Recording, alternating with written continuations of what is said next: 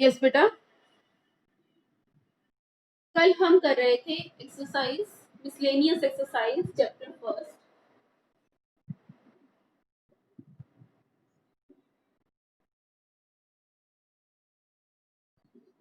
Miscellaneous exercise आपको मैंने बोला था कि मैं एक स्टेटमेंट लिख रही हूँ, ऑल द नेचुरल नंबर्स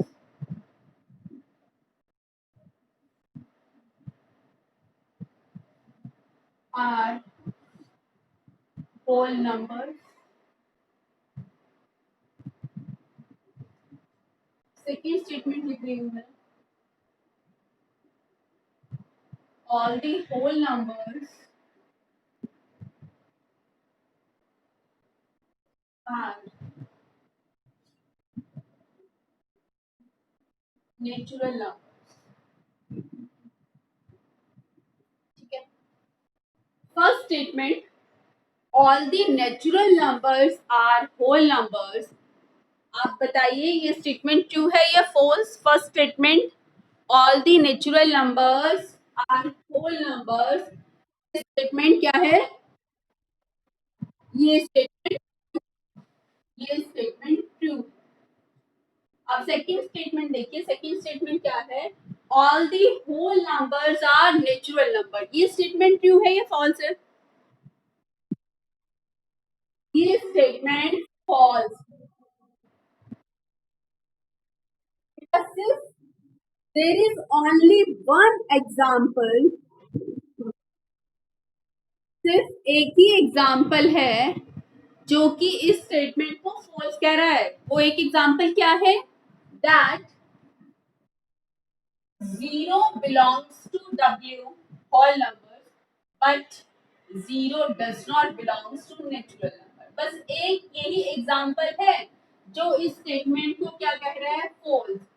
बाकी आप और कोई भी एग्जाम्पल ले लो, इस एक एग्जाम्पल को छोड़कर, इस एक एग्जाम्पल को छोड़कर आप कोई और एग्जाम्पल लो, तो बाकी सभी एग्जाम्पल जबकि से क्यों कह रहे हैं?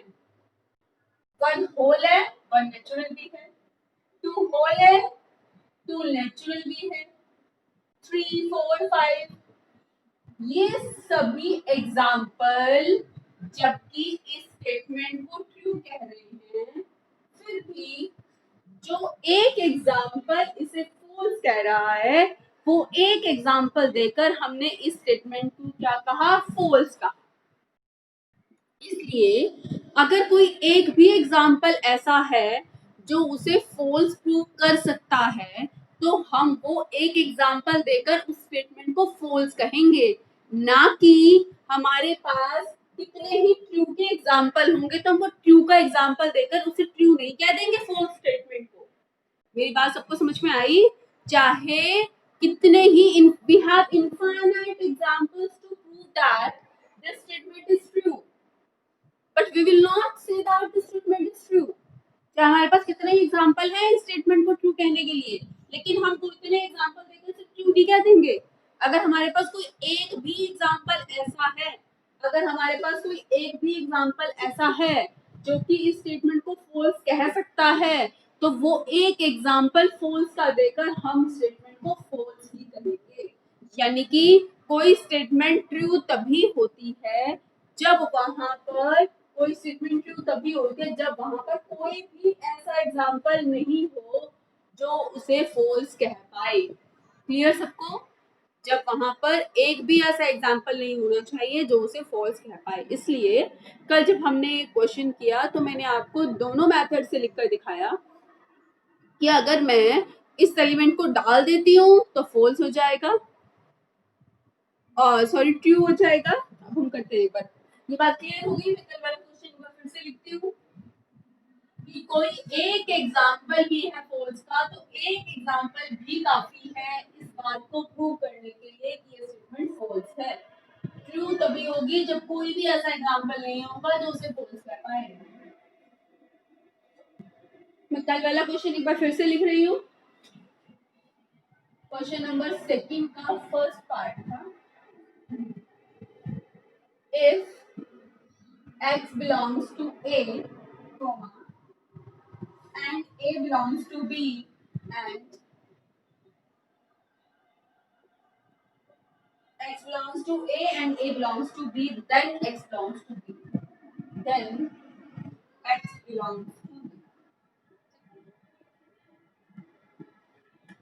X belongs to A and A belongs to B. Then check करना है आपको x क्या B से बिलोंग कर रहा है. हमने x को ले लिया वन, तो वन सेट A से बिलोंग कर रहा है. हाँ जी देखो वन बिलोंग कर रहा है. आप और कोई एलिमेंट कुछ भी ले लो, ठीक है. अब ये जो A पूरा है ये B से बिलोंग करना चाहिए, यानी कि सेट A पूरा का पूरा B में प्रेजेंट होना चाहिए. क्लियर. और एलिमेंट आप कोई भी रख लो, अगर वन डाल देते हो तो ट्रू हो जाएगा, वन नहीं डालोगे तो फॉल्स. लेकिन हमें तो अगर एग्जांपल है फॉल्स प्रूव करने का तो हम फॉल्स ही प्रूव करेंगे, यानी कि हम यहाँ पर वन नहीं लिखेंगे. अगर वन लिखा तो ट्रू हो जाएगा. मैंने कहा था चाहे आप कितने एग्जांपल दे दो ट्रू के, लेकिन कोई एक भी एग्जांपल है जो उसे फॉल्स कह सकता है तो वो स्टेटमेंट फॉल्स ही होगी. तो मैं वन नहीं लिखूंगी और कुछ भी लिख दूँ, और आप यहाँ कुछ भी लिख दो लेकिन वन नहीं लिखो, तो आप क्या करेंगे. One does not belongs to B, it means x does not belongs to b, therefore the given statement is false. इसलिए given statement क्या है, false है. ये फर्स्ट पार्ट था. सेकंड पार्ट है इसका.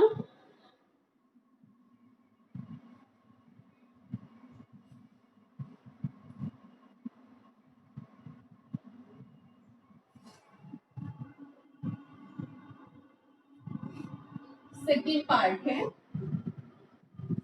if a is a subset of b, if a is a subset of b and b belongs to c and b belongs to c, then a belongs to c, then a belongs to c. क्या है, a है subset b का और b जो है c से belong कर रहा है, तो चेक करना है क्या a c से बिलोंग करेगा. a के सभी एलिमेंट्स b में होने चाहिए. a में मैंने दो एलिमेंट ले लिए one and two. a subset है b का, यहाँ तक तो आपको खुद लेकर चलना है. फिर ये बात देखनी है कि ट्रू होगी या फिर फॉल्स. ठीक है, तो a सबसेट b, तो a के सभी एलिमेंट्स मैंने b में ले लिए. हाँ जी चेक करो, a के सभी एलिमेंट्स b में प्रेजेंट है ना, a के सभी एलिमेंट्स b में प्रेजेंट है. And b belongs to c, b पूरा का पूरा c से बिलोंग करना चाहिए, तो पूरा b पूरा का पूरा c से बिलोंग करना चाहिए. हाँ जी देखो b बिलोंग कर रहा है ना c से. अब आप और एलिमेंट कोई भी लिख लो एक. अब चेक करो क्या a बिलोंग कर रहा है c से, नहीं बिलोंग कर रहा है ना, तो क्या कहेंगे आप, a does not belongs to. अगर मैं 1, 2 लिख देती ना तो a बिलोंग कर जाता, लेकिन मुझे तो फॉल्स का एग्जांपल है तो फॉल्स ही प्रूव करना है. तो क्या कहेंगे आप, a does not belongs to c, therefore this statement is false. ठीक है, थर्ड पार्ट है बेटे, थर्ड पार्ट ट्रू है. ट्रू स्टेटमेंट आपको देखते ही पता चलेगी, ट्रू स्टेटमेंट आपको पढ़ते ही पता चलेगी क्या है third statement.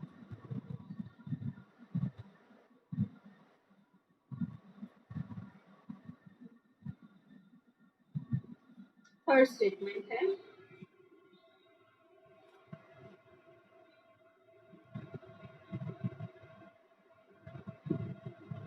A is a subset of B and B is a subset of C, then A is a subset of C. क्या आपको पढ़ते ही पता चल रहा है कि स्टेटमेंट ट्रू है. देखो A सबसेट B का मतलब क्या है कि A के सभी एलिमेंट्स B में हैं, A के सभी एलिमेंट्स B में हैं और B के सभी एलिमेंट्स C में हैं, तो क्लियरली A के सभी एलिमेंट्स C में होंगे. कैसे, अभी भी समझ में नहीं आया तो देखो वेन डायग्राम देखो. ये है सेट A, सेट A के सभी एलिमेंट्स B में हैं, तो यानी कि B इससे बड़ा होगा. तरह से होगा बी, तभी तो देखो ए के सभी एलिमेंट्स बी में है। अब बी के सभी एलिमेंट्स किसमें हैं? सी में। बी के सभी एलिमेंट्स किसमें हैं? सी में। उसने यही कहा था ना कि ए के सभी एलिमेंट्स बी में हैं और बी के सभी एलिमेंट सी में हैं। अब चेक करो, क्या ए के सभी एलिमेंट सी में हैं? क्लियरली ए के सभी एलिमेंट सी में हैं। आप एग्जांपल ले लो, कोई भी एग्जांपल लो। ए में मैंने ले लिया 1 कॉमन, ए के सभी एलिमेंट्स बी में हैं, तो बी में 1 और 2 तो आना चाहिए, और कुछ भी लिख लो आप, और कुछ भी लिख सकते हैं, मैंने 3 लिख लिया। अब इसके साथ साथ ये भी गिवन है कि बी सबसेट है सी का, तो बी के सभी एलिमेंट्स किसमें होंगे? सी में। बी के सभी एलिमेंट्स सी में डाल दो, आगे और कुछ एक्स्ट्रा डालना है तो डाल दो, कुछ भी डाल दो। अगर ए के सभी एलिमेंट्स बी में, बी के सभी एलिमेंट्स सी में, तो क्लियरली ए के सभी एलिमेंट्स सी में तो होंगे ही होंगे ना। आप चेक करो clearly, A is a subset of. लेकिन क्वेश्चन में क्या बोला था? क्वेश्चन में बोला गया था, ये तो समझाने के लिए मैंने एग्जांपल दिया है, लेकिन क्वेश्चन में बोला गया था कि अगर स्टेटमेंट फॉल्स है तो, यस कोई कुछ कहना चाह रहा है? नो? हाँ जी, क्वेश्चन में बोला गया था स्टार्टिंग में ही कि अगर स्टेटमेंट फॉल्स है तो एग्जाम्पल दो, लेकिन अगर स्टेटमेंट ट्रू है तब प्रूव करके दिखाओ। अब ये स्टेटमेंट तो फॉल्स नहीं है, ये स्टेटमेंट तो ट्रू है।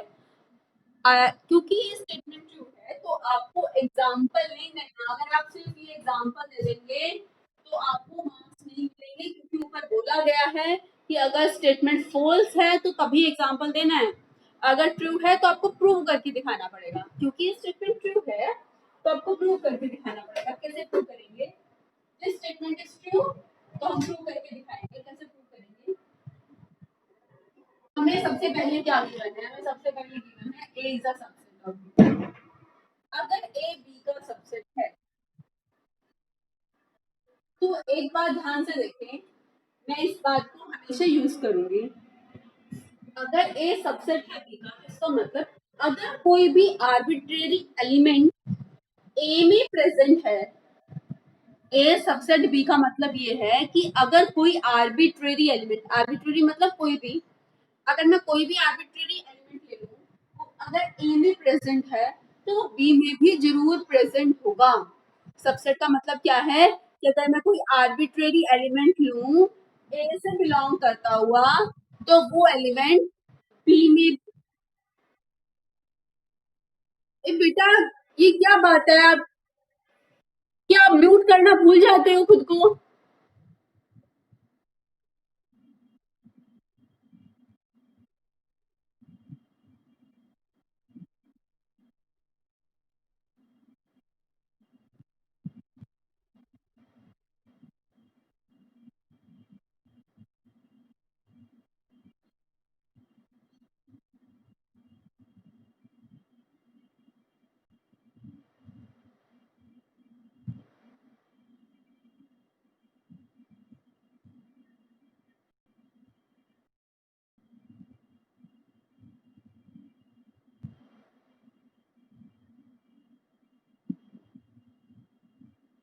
यस,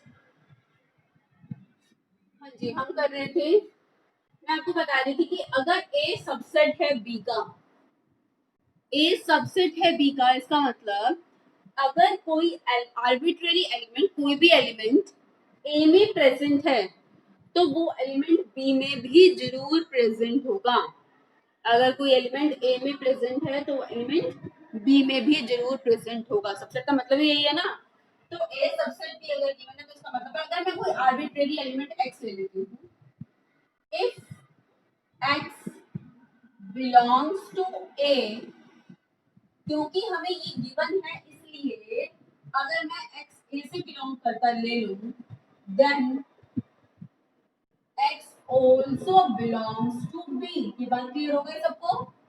क्योंकि a सबसेट है b का, तो अगर मैं कोई आर्बिट्रेरी एलिमेंट a से लूं तो वो एलिमेंट b में भी जरूर होगा। ठीक है, हमने x को a से लिया और x कहां पर आ गया? b में आ गया। अब हमें क्या गिवन है? We are also given that, एक तो ये गिवन था हमें, ठीक है, एक और बात गिवन है, एक और बात क्या गिवन है, B is a subset of C, ये भी आपको गिवन है।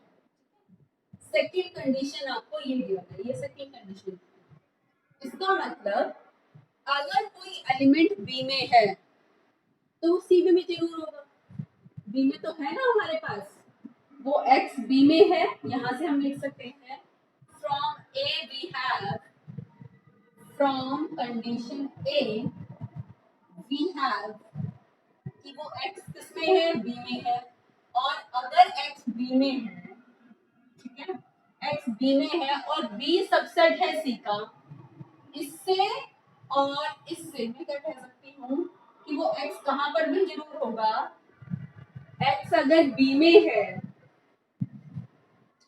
और बी के सभी एलिमेंट सी में हैं तो वो एक्स कहां पर भी जरूर होगा, वो एक्स सी में भी जरूर होगा, ठीक है। अब हमने एक्स को कहां से लिया था, एक्स को हमने स्टार्टिंग में ए से लिया था और अब एक्स कहां पर आ गया, सी में आ गया, एक्स को आपने ए से लिया था और एक्स सी में आ गया, इसका मतलब क्या है, A is a subset of सी, ठीक है। बेटा इस बात को ना मैं एक बार और क्लियर कर रही हूँ, देखो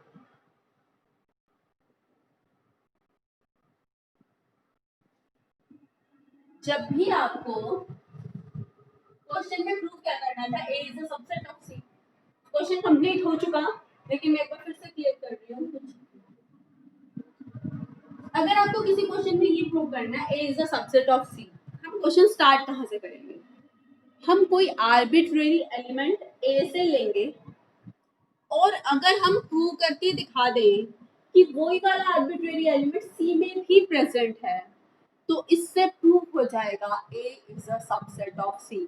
मैं मेथड बता रही हूँ कि ए सबसेट सी कैसे प्रूव करते हैं, ए सबसेट सी कैसे प्रूव करते हैं, आप एलिमेंट को ए से लो और अगर आप ये बात प्रूव करके दिखा दें कि वो एलिमेंट सी में भी प्रेजेंट है तो ये बात प्रूव हो जाएगी कि ए सबसेट है सी का। कैसे, अभी मैंने आपको एग्जांपल दिया था, अगर मैं लिखती हूँ ए इज अ, अगर आपको प्रूव करना है to prove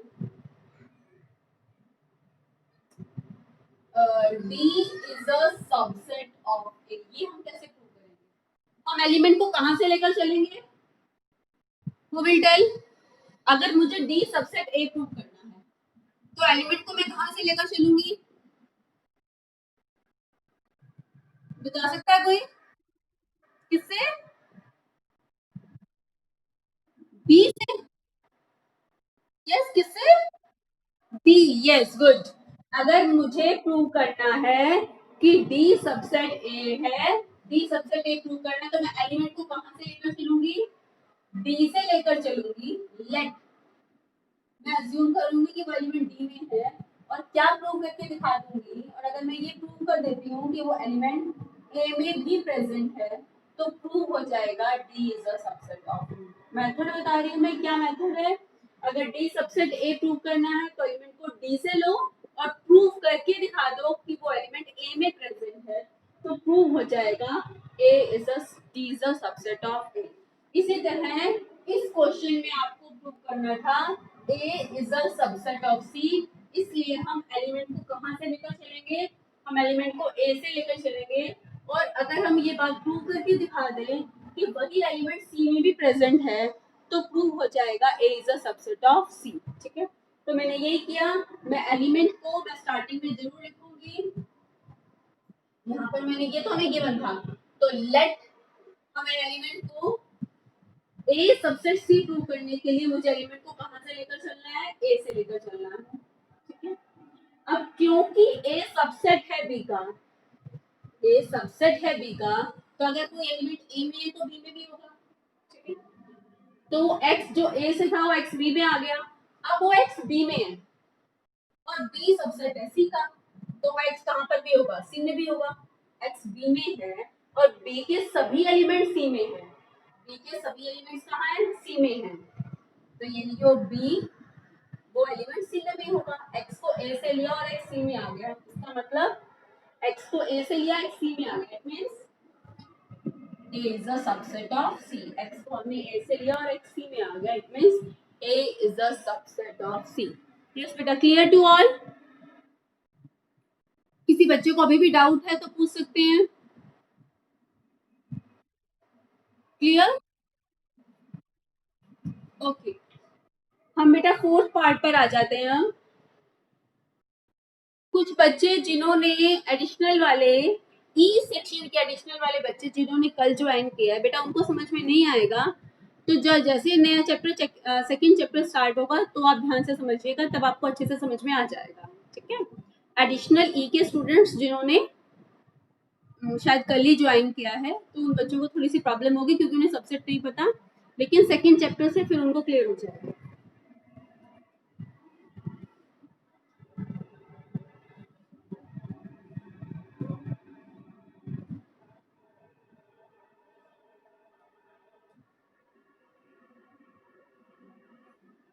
yes, next fourth part है.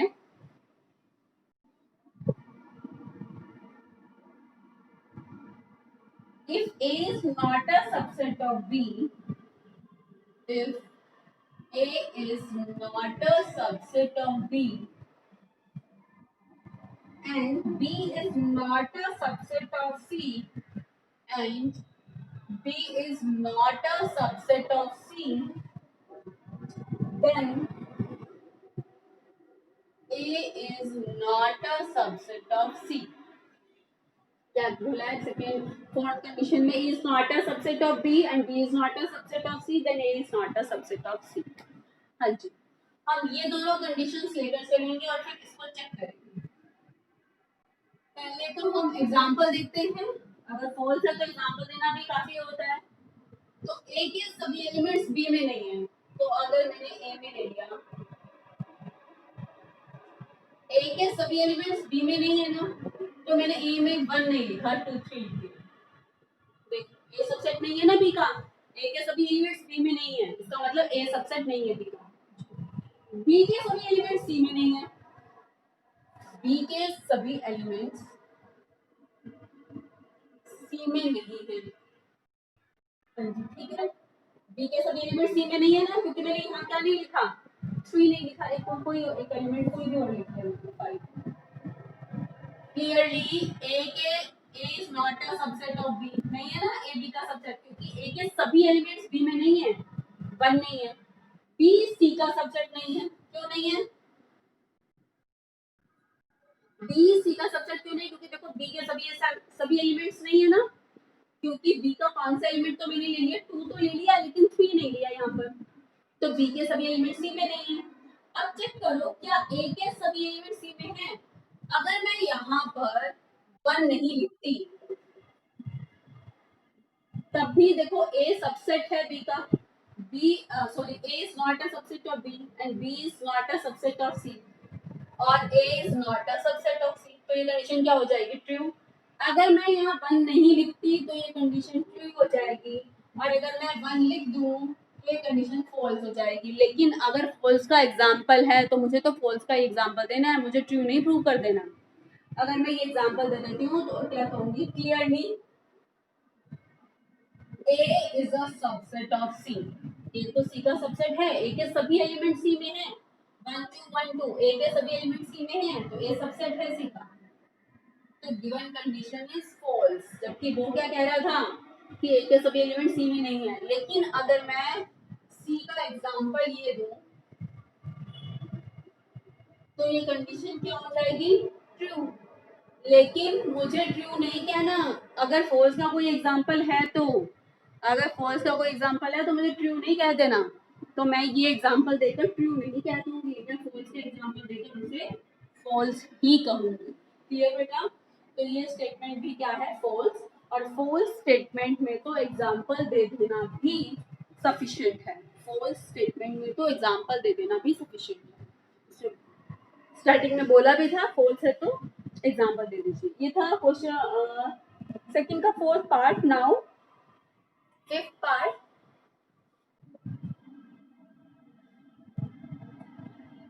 ये था fourth part.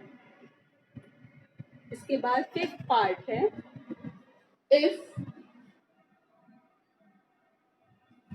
if x belongs to a and a is not a subset of b and a is not a subset of b, then x belongs to b, then x belongs to b. Do yourself, जल्दी से करें बच्चे, देखो आप कर पा रहे हैं, जल्दी कीजिए fifth part. X belongs to A and A is not a subset of B, then X belongs to B. हरी अब जो कर ले जल्दी से बताएं फिर मुझे, कर लिया है तो आपने, हरी अब.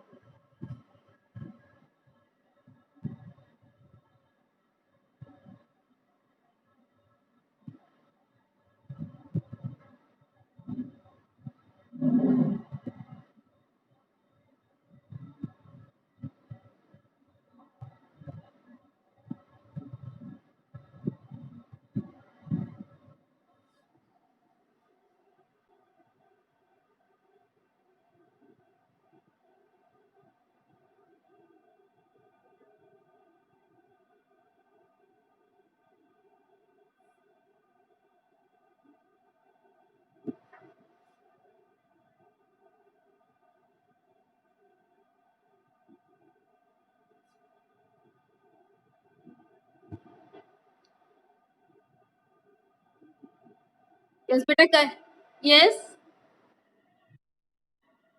यस, हाँ जी, हु इज देयर, हाँ जी हर्षिता. बताइए बच्चे मुझे कि आपने x को क्या लिया, x को 1 लिया, तो a में सेट a में क्या एलिमेंट्स लिए Harshita, 1 and 2. Okay, set b में क्या एलिमेंट्स लिए हर्षिता, यस 2 and 3. ओके, हाँ जी, हर्षिता ने x को a लिया, सेट a में 1 और 2 लिए, तो देखो a सबसेट नहीं है ना b का, क्योंकि a के सभी एलिमेंट्स b में नहीं है. Clearly a is not a subset of. अब देखो क्या x b से बिलोंग कर रहा है, नहीं कर रहा. 1 लिख दोगे तो बिलोंग कर जाएगा, लेकिन हमें ट्रू नहीं, हमें तो फॉल्स का एग्जांपल है तो फॉल्स दिखाना है. तो आप क्या कहेंगे, 1 does not belongs to b, it means x does not belongs to b, therefore this statement is false. Yes, good Harshita. बेटा इसका जो लास्ट पार्ट है वो मैं नहीं कर रही हूँ, क्योंकि इसमें क्या यूज होगा, कॉम्प्लीमेंट यूज होगा. लास्ट पार्ट है, if A is a subset of B and X does not belongs to B, then X does not belongs to A. ये स्टेटमेंट बेटा चेक कीजिए कि ये स्टेटमेंट क्या है, ट्रू है या फॉल्स है. चेक करो पहले, आपको बता सकता है मुझे कि स्टेटमेंट ट्रू है या फॉल्स. यस ट्रू है. हाँ जी, कैसे ट्रू है, देखो ए के सभी एलिमेंट्स बी में हैं. चेन डायग्राम देखें तो ए सबसेट है बी का, तो ए के सभी एलिमेंट्स बी में हैं. कोई एलिमेंट है जो बी में नहीं है, कोई एलिमेंट अगर बी में नहीं है तो ए में कैसे होगा. ठीक है, जब बी के सभी एलिमेंट्स ए में हैं तो यस, अगर कोई एलिमेंट, क्योंकि ए पूरा बी के अंदर है, कोई एलिमेंट बी में ही नहीं है, जब बी में ही नहीं है तो ए में कैसे होगा, ए तो और बी के अंदर है, बल्कि अगर कोई एलिमेंट बी में नहीं है तो ए में भी नहीं हो सकता. ठीक है, ये स्टेटमेंट ट्रू है बेटा, ट्रू के लिए आपको प्रूव करना होगा, लेकिन इसमें जो कॉम्प्लीमेंट यूज होगा, और कॉम्प्लीमेंट ना सिलेबस से हट चुका है, कि अगर कोई एलिमेंट बी में, हम कैसे कहेंगे कि अगर कोई एलिमेंट है, हमें बोला है कि वो बी में नहीं है, तो कहाँ होगा, अगर कोई एलिमेंट बी में नहीं है तो बी से बाहर है. ठीक है, अगर कोई एलिमेंट है वो बी के अंदर नहीं है तो बी से बाहर होगा, तो कहाँ होगा वो, बी के बाहर. बाहर मतलब कॉम्प्लीमेंट होता है, ये सिलेबस से हट चुका है. ठीक है, तो बी के बाहर है तो ए के अंदर कैसे भी हो सकता है, तो ए के भी बाहर ही होगा। ठीक है, तो इसलिए नहीं करना, ये पार्ट छोड़ दो बेटा, इसमें कॉम्प्लीमेंट यूज होगा तो आप एग्जांपल देकर बता सकते हैं। आप इसे एग्जांपल तो बहुत इजीली दे देंगे और एग्जांपल देकर बता देंगे। कॉम्प्लीमेंट मैंने आपको नहीं करवाया इसलिए मैं नहीं बता रही हूँ। प्रूव नहीं किया, एग्जांपल आप खुद दे सकते हैं, एग्जांपल आप देकर कर सकते हैं। ये था question number second. After that question number third है, let A B C are the set such that A B और सी ये तीन सेट हैं, सच दैट आपको क्या गिवन है, आपको गिवन है A union B equal to A union C, A union B is equal to A union C and A intersection B is equal to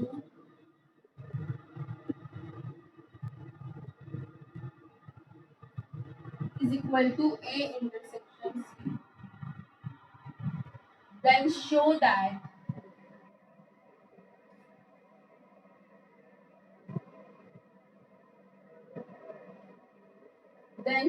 that B equal to C. Set B और C को equal prove करना है। A union B और A union C equal है, A intersection B और A intersection C equal है। आपको जो प्रूव करना है उसे देखो, इसे प्रूव करना है B और C को इक्वल प्रूव करना है। इस क्वेश्चन के करने के बेटा कई मेथड्स हैं, लेकिन ज्यादा सिंपल मेथड क्या है, आपको जिन सेट्स को इक्वल प्रूव करना है ना, उन्हें देखो B और C को इक्वल रखना है, तो एक बार मैं B के साथ इंटरसेक्शन लूंगी और एक बार मैं C के साथ लूंगी। ऐसा एक और क्वेश्चन भी आएगा जो मैं आपको खुद करने को ले दूंगी। आई थिंक क्वेश्चन नंबर 11 है। यस, क्वेश्चन नंबर 11 बिल्कुल सेम इसी तरह है। क्वेश्चन नंबर 11 में A और B को इक्वल प्रूव करना है, उसमें A और B को इक्वल प्रूव करना है, तो एक बार मैं A के साथ इंटरसेक्शन लूंगी और एक बार B के साथ।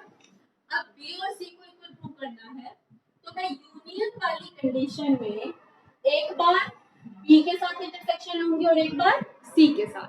ठीक है, तो यूनियन वाली कंडीशन लेकर चले हम, ये वाली कंडीशन हमें गिवन थी, हम ये कंडीशन लेकर चल रहे हैं।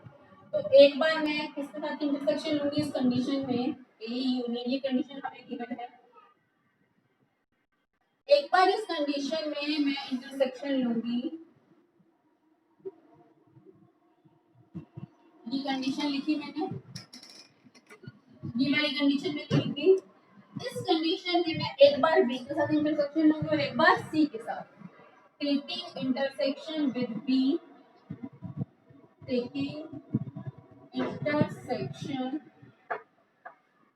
विद बी, और एक बार मैं इंटरसेक्शन लूंगी सी के साथ,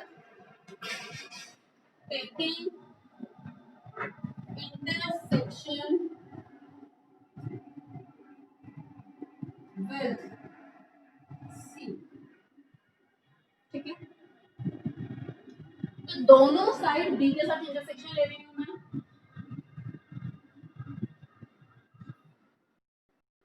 यहाँ पर ए यूनियन सी था, तो दोनों साइड मैंने बी के साथ इंटरसेक्शन ले ली। क्लियर हो गई ये स्टेप? ये स्टेप क्लियर बेटा? ए यूनियन बी और या ए यूनियन सी, दोनों साइड मैंने बी के साथ इंटरसेक्शन ली। ठीक है, यहाँ पर ये दोनों साइड सी के साथ इंटरसेक्शन ले रही हूँ, हमें गिवन है A union B equal to A union C. तो मैंने दोनों साइड सी के साथ इंटरसेक्शन ली। ठीक है, अब देखो इसे तो आपने, आप क्या यहाँ देखिए, आप कौन सी साइड को लिख सकते हैं। यहाँ पर आपके पास है C intersection A union B. अगर मैं यहाँ पर कम्यूटेटिव जो है प्रॉपर्टी जो है ओपन करूँ तो आपके पास क्या आ जाएगा। पहले तो यहाँ इसे देखो, इस साइड को देखो, ए ये है सेट ए, ये है set B. A union B कौन सा पार्ट होगा, ये ए यूनियन बी, ये पूरा होगा A union B. A union B में मैंने हॉरिजॉन्टल लाइंस ड्रॉ कर, ए यूनियन बी में मैंने हॉरिजॉन्टल लाइंस ड्रॉ कर दी। ये है ए, ए यूनियन बी और बी में कॉमन क्या है, जल्दी से मुझे देखकर बताओ, हु विल टेल। ये ए यूनियन बी में तो मैंने हॉरिजॉन्टल लाइन ड्रॉ कर दी। ए यूनियन बी और सेट बी में कॉमन क्या है, who will tell. B. Clear है ना आपको, सभी को वेन डायग्राम से क्लियर हो जाना चाहिए। ए यूनियन बी और सेट बी में कॉमन क्या है, बी है कॉमन, ठीक है। जहां हॉरिजॉन्टल लाइन है उसमें और सेट बी में क्या कॉमन है, ए यूनियन बी और बी में क्या कॉमन है, बी। तो क्लियरली इसको तो क्या लिख लो, बी। जहां पर आप प्रॉपर्टी अप्लाई करें, B intersection A, associated property apply कर रहे हैं हम। आपको बताई थी मैंने कि सिंपल अलजेब्रा में आपने पढ़ा है a into B plus C क्या होता है, a into B plus A into C. और सेट में बताया था मैंने कि अगर आपके पास b intersection a union c है तो कैसे लिखेंगे आप, b इंटरसेक्शन को a के साथ, फिर बीच में क्या साइन आ जाएगा यूनियन का, फिर b इंटरसेक्शन c, ठीक है। तो यही अप्लाई कर रही हूँ मैं, b इंटरसेक्शन a के साथ, बीच में का साइन आ जाएगा यूनियन का, फिर b इंटरसेक्शन किसके साथ, c के साथ।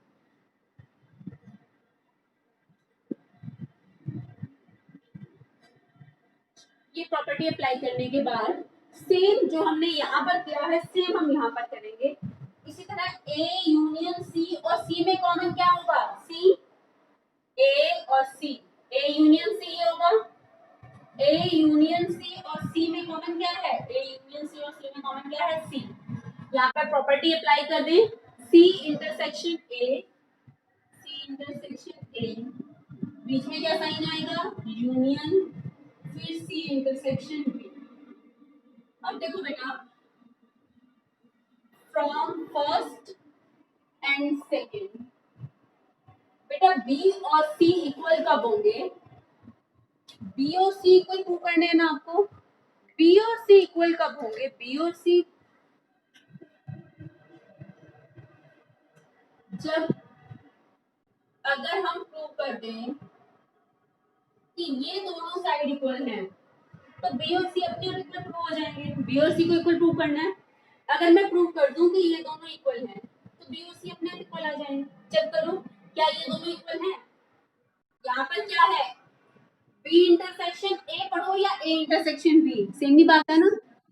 कॉम्यूटेटिव प्रॉपर्टी बताई थी ना मैंने इंटरसेक्शन की, तो ए इंटरसेक्शन बी और ए इंटरसेक्शन सी हमें गिवन है, इक्वल है, गिवन है ना, ए इंटरसेक्शन बी और ए इंटरसेक्शन सी इक्वल है। तो ये तो इक्वल हो गए, ये तो इक्वल हो गए ए इंटरसेक्शन बी और ए इंटरसेक्शन सी। उसके बाद देखो यहाँ यूनियन, यहाँ भी यूनियन, बी इंटरसेक्शन सी और सी इंटरसेक्शन बी, एक ही बात है ना, बी इंटरसेक्शन सी और सी इंटरसेक्शन बी, तो ये दोनों साइड इक्वल हैं। आप इस कंडीशन की हेल्प से अगर ए इंटरसेक्शन बी को क्या लिखते हैं, ए इंटरसेक्शन सी लिख दें। ए इंटरसेक्शन बी को मैंने क्या लिख दिया, ए इंटरसेक्शन बी को मैंने लिख दिया ए इंटरसेक्शन सी। कहाँ से, फ्रॉम दिस वन, इस कंडीशन को कुछ नाम दे दीजिएगा। इस कंडीशन की हेल्प से मैंने ए इंटरसेक्शन बी को क्या लिख दिया, ए इंटरसेक्शन सी। ये एज इट इज रहने दिया, और इसको मैंने नाम दे दिया ए करना, ए तो आ गया, चलो मैं इसे थ्री, ये है थ्री। यहाँ पर क्या है, सी इंटरसेक्शन ए को हम ए इंटरसेक्शन सी लिख सकते हैं, यूनियन सी इंटरसेक्शन बी को हम बी इंटरसेक्शन सी लिख सकते हैं, इज इक्वल टू क्या है, सी। इसे मैंने नेम दे दिया। From equation third and fourth, अगर हमारी ये साइड इक्वल है तो ये साइड भी इक्वल होगी। From equation third and fourth we have,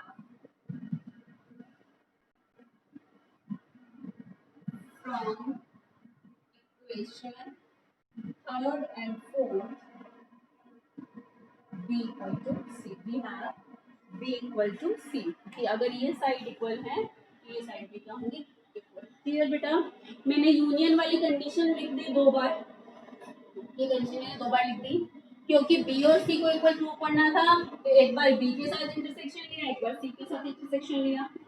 अब देखिए लेने के बाद ए यूनियन बी और बी में कॉमन बी, यहाँ प्रॉपर्टी ओपन कर दी। ए यूनियन सी और सी में कॉमन सी, यहाँ प्रॉपर्टी ओपन कर दी। अब बस इसका यूज कर दिया कि ए इंटरसेक्शन बी किसके इक्वल है, इंटरसेक्शन सी के। तो बी और सी को हम इक्वेट कर सकते हैं क्योंकि ये दोनों साइड्स क्या हैं, इक्वल। तो ये था क्वेश्चन नंबर 3। बेटा मैंने बताया था कि क्वेश्चन नंबर 11 एग्जैक्टली सेम है, तो इसके साथ साथ ही मैं 11 भी बता देती हूँ, बिल्कुल सेम है।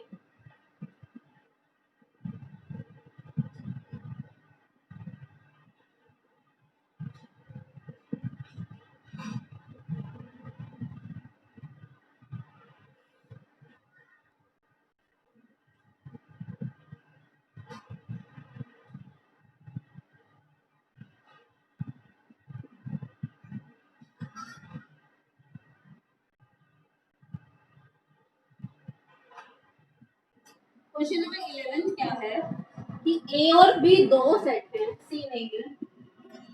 A and B are the two sets such that A intersection X is equal to B intersection X. क्या given है, हमें given है A intersection X is equal to B intersection X is equal to 5. और क्या given है A union X is equal to B union X. A union X is equal to B union X. ये given है हमें। For any set x, x कोई set है और ए और बी को इक्वल प्रूव करना है, so that A equal to B. तो क्या करेंगे, यूनियन वाली कंडीशन में एक बार ए के साथ इंटरसेक्शन और एक बार बी के साथ इंटरसेक्शन। ये है यूनियन वाली कंडीशन। कंडीशन लिखो, A union X is equal to B union X. लिखिए condition, A union X is equal to B union X. तो ए और बी को इक्वल प्रूव करना है, एक बार ए के साथ इंटरसेक्शन ले लो और एक बार बी के साथ ले लो इंटरसेक्शन। ये कंडीशन मैंने एक बार फिर से लिखी, एक बार मैंने ए के साथ इंटरसेक्शन ले लिया, ए इंटरसेक्शन, यहाँ पर भी इंटरसेक्शन है और यहाँ पर मैंने बी के साथ ले लिया। क्या थी condition, A union X is equal to B union X. यहाँ मैंने इंटरसेक्शन ले लिया बी के साथ, यहाँ मैंने इंटरसेक्शन ले लिया बी के साथ। अब देखो ए यूनियन एक्स और ए में कॉमन ए होगा, ये ए है ये एक्स है, तो ए यूनियन एक्स ये है। ए यूनियन एक्स और एक्स में कॉमन क्या है, ए यूनियन एक्स और ए, सॉरी ए यूनियन एक्स और ए में कॉमन क्या है, ए। यहाँ ओपन कर दो प्रॉपर्टी, क्या आ जाएगा, A intersection B union A intersection X. यहाँ पर देखो बी यूनियन एक्स और बी में कॉमन बी होगा, ये बी है ये एक्स है, तो बी यूनियन एक्स और बी में कॉमन क्या होगा, बी। यहाँ पर प्रॉपर्टी ओपन कर दो, क्या आ जाएगा, B intersection A union B intersection X, B intersection A union B intersection X. अब देखो भाई ए और बी इक्वल आ जाएंगे अगर ये इक्वल हो, देखो ये इक्वल है, ए इंटरसेक्शन एक्स और बी इंटरसेक्शन एक्स दोनों फाइव के इक्वल है, तो रख दो इक्वल। यहाँ पर क्या है, इंटरसेक्शन बी यूनियन, हमें गिवन है कि ये हमें गिवन था कि A intersection X equal to 5 देना, given A intersection equal X equal to 5। इसी तरह बी इंटरसेक्शन एक्स भी हमें 5 गिवन है, हमें बी इंटरसेक्शन एक्स भी 5 गिवन है। अब देखो ए और बी इक्वल कब होंगे, जब ये इक्वल होंगे, ये इक्वल आ चुके हैं। कैसे,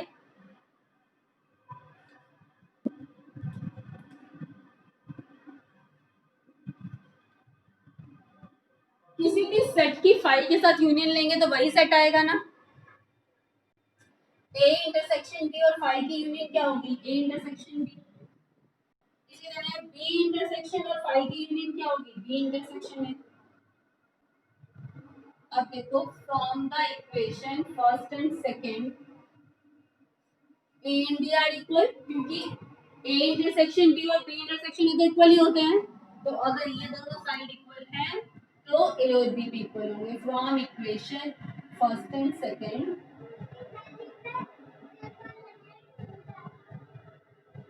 from the equation first and second we have set A is equal to the set B.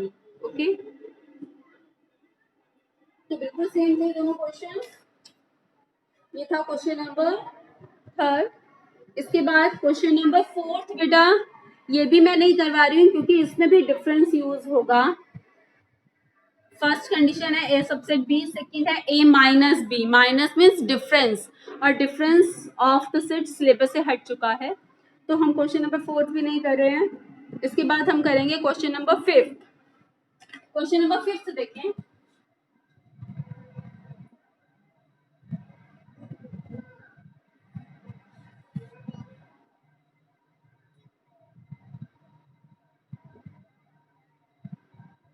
Question number fifth है, लास्ट बस फिफ्थ करेंगे हम। यस बेटा, कुछ कह रहे हैं? Question number fifth.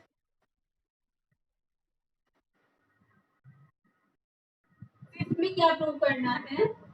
If A is a subset of B, then C minus B is a subset of C minus A। ये प्रूव करते हैं। अच्छा, मुझे कौन बताएगा C minus B subset of C minus A prove करने के लिए एलिमेंट को मैं कहां से लेकर चलूं? C minus B subset C minus A prove करने के लिए मैं एलिमेंट को कहां से लेकर चलूं? Who will tell? यस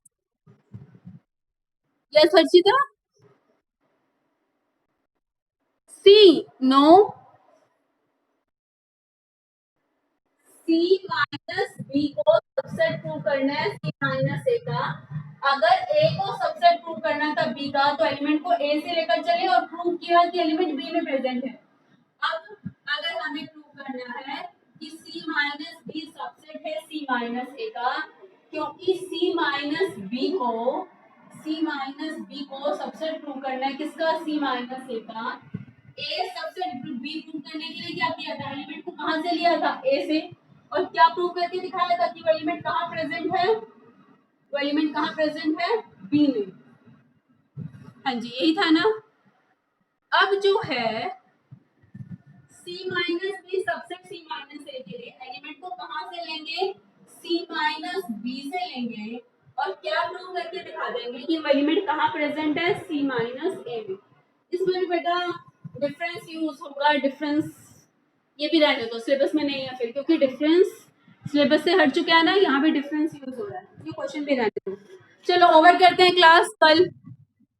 हाँ जी हाँ जी, ओवर करते हैं क्लास बेटा। वैसे भी सिलेबस में नहीं है, डिफरेंस आ गया इसमें। यस बेटा, एग्जिट कीजिए। और मुझे एक बार ये बताइए आप कि कल जो मैंने कंटेंट भेजा था, क्या वो